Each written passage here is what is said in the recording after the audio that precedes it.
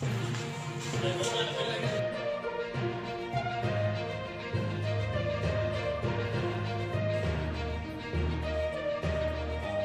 আচ্ছা, ঠিক আছে।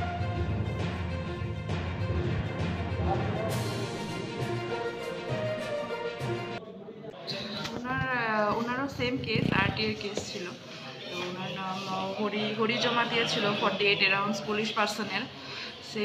সেম জায়গাতেই ঘটনা হয়েছে।